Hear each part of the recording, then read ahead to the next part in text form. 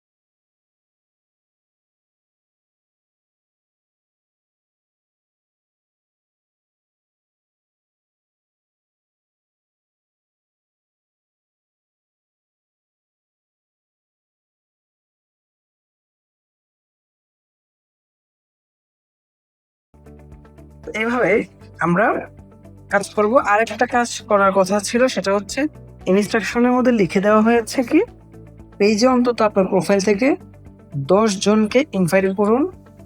আরেকটা হচ্ছে আপনি মিনিমাম 2টি পোস্ট আপনার প্রোফাইলে শেয়ার করুন। তাহলে আমরা দুটো পোস্ট আমাদের প্রোফাইলে শেয়ার করছি। প্রথমে এটাকে শেয়ার টু ফেসবুকে ক্লিক করে একটা দিব। এটা অবশ্যই পাবলিক থাকতে হবে, পাবলিক করে দিতে হবে পোস্টটা। এখানে ভালো একটা ক্যাপশন দিবেন অবশ্যই। একটা পোস্ট আমরা